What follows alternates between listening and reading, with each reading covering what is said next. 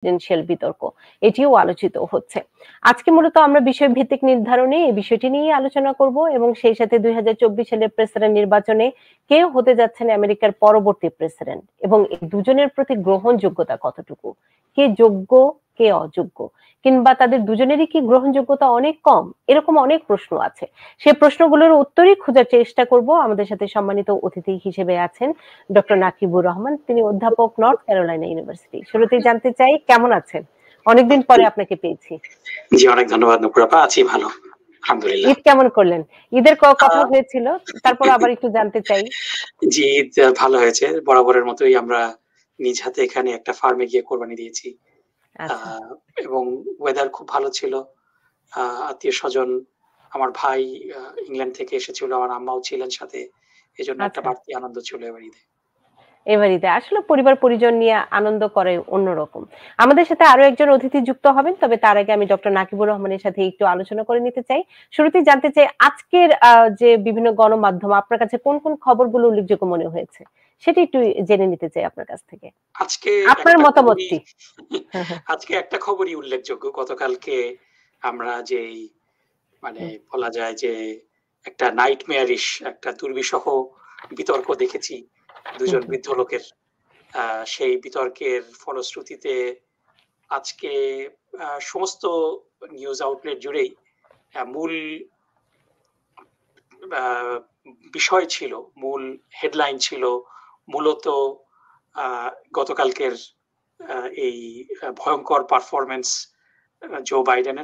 জো বাইডেনের যে বয়স হয়েছে, তার যেই বয়সের ছাপ তার কথাবার্তার মধ্যে প্রকাশ হচ্ছে, এবং এরকম একটা ডোনাল্ড ট্রাম্পের মতো একজন কনভিক্টেড ফেলন ব্যক্তিকে এত সুযোগ পাওয়ার পরও কুপকাত করতে তিনি ব্যর্থ হয়েছেন। শুধু তাই না, তিনি কথাগুলো, সেন্টেন্স গুলো ঠিক মতো শেষ করতে পারেননি, বলতে পারেননি। ডোনাল্ড ট্রাম্পও তাকে অপমান করেছে কয়েকবার, যে তিনি কি বলেছেন বোঝা যায়নি। তো এটা নিয়ে আজকে মূল হেডলাইন গুলা ছিল। আমরা দেখেছি যে আমেরিকার সবচেয়ে প্রভাবশালী গণমাধ্যম নিউ ইয়র্ক টাইমস এর এডিটোরিয়াল বোর্ড আজকে ফরমালি তারা জো বাইডেনকে নির্বাচন থেকে সরে যাওয়ার জন্য অনুরোধ করেছে। সো এটা কিন্তু একটা বিরাট ব্যাপার, এবং শুধু আমেরিকাতে না, আমেরিকার যারা মিত্র, ইউরোপিয়ান ইউনিয়ন, নেটোর যারা সদস্য, তারাও কিন্তু প্রচন্ড উদ্বিগ্ন যে ডোনাল্ড ট্রাম্প যদি প্রেসিডেন্ট ইলেক্টেড হন, এটা শুধু আমেরিকার জন্যই বিপজ্জনক সেটা না, নেটো ডেফিনেটলি আর এক্সিস্ট করবে না কোনোভাবেই। ইউরোপিয়ান মিত্ররাও একটা আশঙ্কার মধ্যে রয়েছেন, এবং তাদের মধ্যেও অনেকে আহ্বান জানাচ্ছেন যেন ডেমোক্রেটিক পার্টি রিকনসিডার করে অন্য কোনো প্রার্থী দাঁড় করাতে ডোনাল্ড ট্রাম্পের বিরুদ্ধে জো বাইডেনকে এই নির্বাচন থেকে সরে যাওয়ার আহ্বান করেছেন। এটাই কিন্তু ছিল আজকে মোটা দাগে সমস্ত পত্র পত্রিকার মূল নিউজ, মূল হেডলাইন, মূল বিষয়বস্তু, এবং এই বিষয়টি নিয়ে আমরা আলোচনা করব। এবং দর্শক, 1.5 ঘন্টার বিতর্কে সাবেক প্রেসিডেন্ট ডোনাল্ড ট্রাম্প কথা বলেছেন 40 মিনিট 12 সেকেন্ড এবং বর্তমান প্রেসিডেন্ট 35 মিনিট 41 সেকেন্ড। কিন্তু বলা হচ্ছে বিভিন্ন গণমাধ্যমে যে প্রথম 10 থেকে 12 মিনিটই মূলত জো বাইডেনের ক্ষমতা তছনছ করে দেওয়ার জন্য যথেষ্ট ছিল। উনি ফাম্বল করছিলেন, উনি পজ দিচ্ছিলেন, এবং 12 মিনিটের মাথাতে উনি থেমে গিয়েছিলেন। যদিও সিএনএন এর প্রেজেন্টার তারা কভার আপ করার চেষ্টা করেছেন প্রেসিডেন্ট বাইডেনকে, কিন্তু এটি আমাদের জন্য দুঃখজনক ডক্টর নাকিবুর রহমান। কারণ আমরা যারা আমেরিকায় থাকি, আমরা অবশ্যই আমেরিকার প্রেসিডেন্ট শুধু আমেরিকার নয়, এটি গোটা বিশ্ব জুড়ে একজন প্রেসিডেন্ট হন ক্ষমতার দিক থেকে। যেহেতু আমেরিকা হচ্ছে একদম 1 নম্বর একটি দেশ, এক মেরুকরণ বিশ্ব ব্যবস্থা, সেখানে এরকম দুজন মানুষকে আমরা দেখলাম। এটিরই বিশ্লেষণ করব। শুরু হয়েছিল বিতর্কের ইকোনমি দিয়ে, অর্থনীতি দিয়ে। সেক্ষেত্রে বাইডেনের পারফরমেন্স খুবই খারাপ ছিল, আপনি যেমনটি বলছিলেন, আমিও বলছিলাম শুরুর দিকের পারফরমেন্স। তো আপনার কাছে প্রেসিডেন্ট জো বাইডেনকে মানে বয়স্ক হিসেবে না কি হিসেবে, মানে এত খারাপ পারফরমেন্স কিভাবে হলো? আসলে সত্যি কথা বলতে কি যে আমাদের দুর্ভাগ্য যে আমরা যদি রিপাবলিকান পার্টির কথাও ধরি, হুম হুম রিপাবলিকান আমাদের ভুলে গেলে চলবে না যে হুম হুম আব্রাহাম লিঙ্কন একজন রিপাবলিকান ছিলেন। হুম তিনি আমেরিকাতে দাস প্রথা বন্ধ করেছেন। আহ, আমরা যদি সিভিল রাইটস মুভমেন্টের কথা চিন্তা করি, হুম হুম একেবারে সাউথে যারা বড় বড় রেসিস্ট রাজনীতিবিদ ছিলেন তারা কিন্তু একটা সময় ডেমোক্রেটিক পার্টি করতেন। হুম হুম জিম ক্রো এরার কথা আমরা বলি, জিম ক্রো কিন্তু হি ওয়াজ এ ডেমোক্রেট। সো সেখানে মার্টিন লুথার কিং এর মতো সিভিল রাইটস অ্যাক্টিভিস্ট তারা কিন্তু রিপাবলিকান ছিলেন। আমরা যদি ইভেন রোনাল্ড রিগানের অনেক পলিসি আমেরিকাকে অনেক লং টার্ম এফেক্ট করেছে, তার এই পলিসিগুলা অপছন্দনীয় হতে পারে, কিন্তু ব্যক্তি হিসাবে রোনাল্ড রিগান কিন্তু দুই দলের মধ্যে থেকেই অনেক রকম একটা সম্মানের জায়গায় অবস্থান করেন। সুতরাং রিপাবলিকান পার্টির মধ্যেও অনেক ভালো মানুষ রয়েছে। রাজনৈতিক মতাদর্শ ভিন্ন হতে পারে, সেই রিপাবলিকান পার্টি আজকের রোনাল্ড রোনাল্ড রিগানের রিপাবলিকান পার্টি নেই। ইভেন আমরা যদি ডাব্লিউ বুশের কথা চিন্তা করি, সিনিয়র বুশ, অবশ্যই ইরাক ধ্বংস করার জন্য সিনিয়র বুশের সমালোচনা হতেই পারে, কিন্তু আপনারা যদি দেখেন সেই সময় লুইজিয়ানার গভর্নর পদে রিপাবলিকান প্রাইমারিতে জয়ী হয়েছিলেন কেকের উইজার্ড ডেভিড ডিউক, এবং জর্জ বুশ প্রেসিডেন্ট হিসাবে সেখানে এই গ্র্যান্ড উইজার্ডকে এর গ্র্যান্ড উইজার্ডকে তিনি ডিনাউন্স করেছিলেন, এবং রিপাবলিকান পার্টি সেই সময় সেই বছর কোনো ক্যান্ডিডেটই দেয়নি লুইজিয়ানাতে। আমরা যদি একটু চিন্তা করি যে সে অবস্থা থেকে যে এই রেসিজমের বিরুদ্ধে একজন প্রাইমারিতে উইন করা একজন রিপাবলিকান ক্যান্ডিডেট তাকে ডিনাউন্স করা, যার ফলশ্রুতিতে প্রথমবারের মতো একেবারে ডিপ রেড একটা ডিস্ট্রিক্টে ডেমোক্রেটিক গভর্নর ইলেক্টেড হয়েছিল, এটা কিন্তু ছোটখাটো বিষয় না। এই কাজ কিন্তু ডাব্লিউ বুশ করেছিলেন। সো সেই রিপাবলিকান পার্টি আজকে ডোনাল্ড ট্রাম্পের কাছে একেবারে দায়বদ্ধ হয়ে গিয়েছে, হোস্টেজ করে নিয়েছেন তিনি। এবং ডেমোক্রেটিক পার্টিতেও আমরা দেখছি যে মানে জো বাইডেনের চেয়ে বাজে কোনো ক্যান্ডিডেট হতে পারে না, অথচ তিনি ক্যান্ডিডেট হয়ে গেছেন। আমরা যদি সিম্পলি অন্য সবকিছু বাদ দিই, 7ই অক্টোবর থেকে শুরু করে আজকে পর্যন্ত তার প্যালেস্টাইন এবং গাজার ব্যাপারে তার যে পলিসি, 37,000 নিরপরাধ মানুষ মারা গিয়েছে এবং এর মধ্যে একটা বিশাল অংশ প্রায় 30,000-এর কাছাকাছি নারী এবং শিশু। এবং জো বাইডেন কন্টিনিউয়াসলি তাদেরকে সমর্থন করে যাচ্ছেন। এবং শুধু তাই না, আজকে সকালবেলা আরেকটা হাউস রেজলিউশন পাশ হয়েছে, আমি জানি না আপনাদের নজরে এসেছে কিনা, যে রেজলিউশনে নিষিদ্ধ করা হয়েছে এই মৃতের সংখ্যাকে প্রকাশ করা। স্টেট ডিপার্টমেন্টের প্রতি নির্দেশ দেওয়া হয়েছে এই বিলে যেন তারা গাজার হোম মিনিস্ট্রি থেকে পাঠানো কোনো তথ্য তাদের রিপোর্টে সংযোজন না করে। আপনি চিন্তা করতে পারেন, এখানে 207 জন রিপাবলিকান ভোট দিয়েছে এবং 62 জন ডেমোক্রেট ভোট দিয়েছে।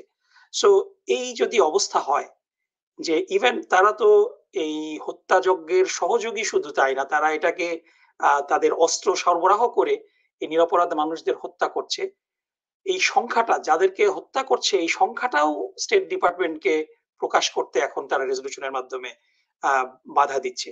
সো এই যদি হয় ইনফরমেশন সাপ্রেশনের অবস্থা, এবং জো বাইডেনের ভূমিকা এখানে সবচেয়ে বেশি নিন্দনীয়। সো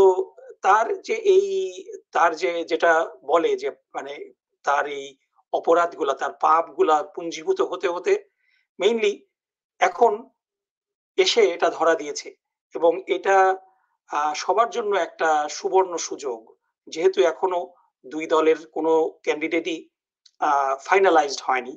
রিপাবলিকান কনভেনশন এবং ডেমোক্রেটিক কনভেনশনের মাধ্যমে এটা ফাইনালাইজ হবে।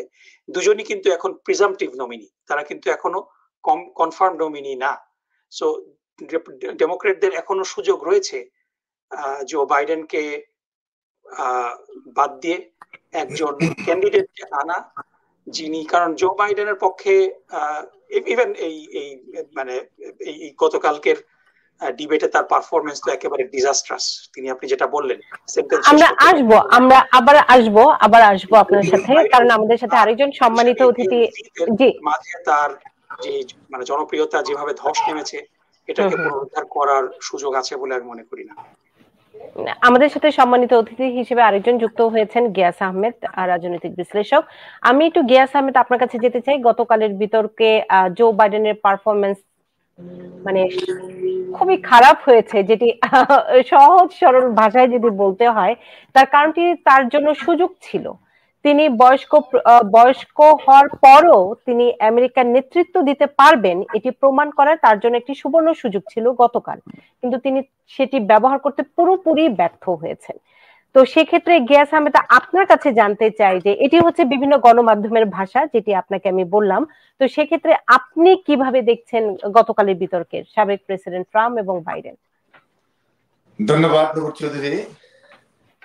আসলে জো বাইডেন ভালো করলে কি আর খারাপ করলে কি, মনে করেন জো বাইডেন যেভাবে আপনার আমরা যে ইস্যুটা এখন আলোচনা করব সেটা হলো যে গাজা ইস্যু। বিশেষ করে আমেরিকার ভিতরে যে আমাদের হিউম্যান রাইটস যেটা আছে সেটা কিন্তু ডেমোক্রেটিক পার্টি মানে কথা বলে, সেই ব্যাপারটা কথা বলে। আমরা যদি রিপাবলিকের দিকে তাকাই, রিপাবলিকান যে কিছু উগ্রবাদী কিছু গ্রুপ আছে তারা যেহেতু রিপাবলিকের সাথে জড়িত, আবার এদিকে ডেমোক্রেটদের সাথে কিছু অতি অতি আপনার বামপন্থী তারাও জড়িত। সবকিছু মিলে অভ্যন্তরীণ ব্যাপারে আমাদের আলোচনা সমালোচনা করা যেতে পারে, কিন্তু যখনই প্যালেস্টাইন ইস্যু হয় সেক্ষেত্রে আমরা মনে করি যে উভয় দলই আমাদের মানে আমাদের পক্ষে না। মনে করেন প্যালেস্টাইন ইস্যুতে তারা ইসরায়েলের পক্ষে, সেটা যে কোনো কারণে হোক। আমি যদি কোরআন শরীফের একটা যদি উদ্ধৃতি দেই, কোরআন শরীফ থেকে আমি একটা উদ্ধৃতি দিতে পারি, সেটা হলো আল্লাহ তাআলা বলেছেন যে খ্রিস্টান এবং ইহুদি যারা পরস্পরের বন্ধু, খ্রিস্টান এবং ইহুদি যারা পরস্পরের বন্ধু, তারা তোমাদের সবচেয়ে বেশি শত্রু হবে। মানে এই জায়নিস্ট, এই যে জায়নিস্টের কথাই কিন্তু এই কোরআনে বলা হয়েছে যে যারা পরস্পরের বন্ধু। অনেক খ্রিস্টান আছে যারা ইহুদিদের বন্ধু না, আবার অনেক ইহুদি আছে যারা খ্রিস্টানের বন্ধু না, মানে তারা পরস্পর বন্ধু না। এই জায়নিস্টরা, আর সে রিপাবলিকান হোক আর ডেমোক্রেটিক হোক, যদি তারা জায়নিস্ট হয় তাহলে তখন তারা নগ্নভাবে ইসরায়েলের পক্ষে কাজ করবে। আর একটা জিনিস আমি বলি, যেটা একসময় সুপার পাওয়ার ছিল ব্রিটিশ একসময় সুপার পাওয়ার ছিল। সেই ব্রিটিশ থেকে চলে আসলো আমেরিকা কিন্তু সুপার পাওয়ারটা এখন চলে যাচ্ছে, সে চলে যাচ্ছে অন্যদিকে। সেটা কেউ বলে ইসরায়েলের দিকে চলে যাচ্ছে, কারণ Israel control the world, Israel control America, Israel control NATO, Israel control আমাদের সুন্নি ওয়ার্ল্ড, মুসলিম সুন্নি ওয়ার্ল্ড। সেক্ষেত্রে এখন এই এই আপনার ব্রিটেন থেকে সুপার পাওয়ার চলে আসলো আমেরিকাতে এখন ধীরে চলে যাচ্ছে ইসরায়েলের দিকে সুপার পাওয়ারটা। তো সেক্ষেত্রে আমি বলবো, আমরা যদি ইসলামিক এসকেটোলজি নিয়ে কথা বলি, আমাদের পলিটিশিয়ানরা এবং আমাদের মৌলবীরা ইসলামিক এসকেটোলজি নিয়ে কথা বলেন না। বিশ্ব রাজনীতি এবং ইসলাম কি বলে, ইসলামিক পলিটিক্স কি বলে এবং কোরআনের দৃষ্টিতে সেটা আলোচনা হয় না। আমি দেখছি যে ইসরায়েল আরো খারাপের দিকে যাবে, ইসরায়েল আরো গণহত্যা করবে। আমি দেখতে পাচ্ছি যে আরো মানে ম্যাসাকার করবে। কারণ তারা যদি ম্যাসাকার না করে তাহলে ঈসা আলাইহিস সালাম আসবেন না। তারা যদি আরো হত্যাযজ্ঞ না চালায়, অমানবিক কাজ না করে, তাহলে ইমাম মাহদী আলাইহিস সালাম আসবেন না। সেদিক থেকে আমি মনে করি যে এখন বিশ্ব খারাপের দিকে যাচ্ছে, একটা থার্ড ওয়ার্ল্ড ওয়ারের দিকে যাচ্ছে। একটা থার্ড ওয়ার্ল্ড ওয়ার আমাদের ইসলামিক এসকেটোলজি তো আছে, একটা বিশ্বযুদ্ধ হবে এবং সেটা ভয়াবহ হবে।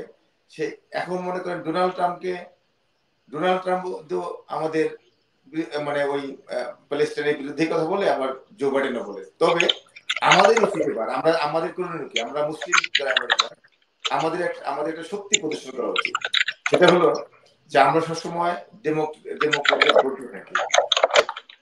এবার আমরা যদি ডেমোক্রেটদের ভোট না দিয়ে যদি রিপাবলিকানকে ভোট দিই, যেই হোক, ডোনাল্ড ট্রাম্প হোক আর যেই আছে, তাহলে আমরা বুঝাতে পারবো যে হ্যাঁ, আমরা এবার গাজা ইস্যুতে তোমাদেরকে ভোট দেই নাই বলে রিপাবলিকানকে পাস করেছে। কারণ হলো কি, পাঁচটা সুইং স্টেট কন্ট্রোলিং, মানে পাঁচটা সুইং স্টেট ডিসাইড যে who is going to be the next president of the United States. সে পাঁচটা সুইং স্টেট কারা?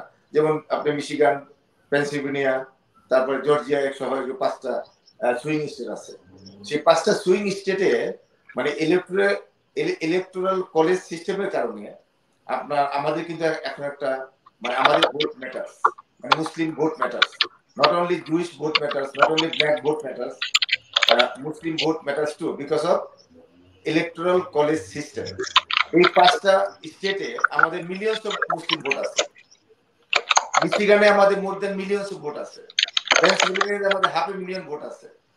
এখন এই সুইং স্টেটগুলিতে মাত্র 5 থেকে 20,000 ভোটের ব্যবধানে একটা স্টেট ফিল করে, একটা স্টেট পাস করে।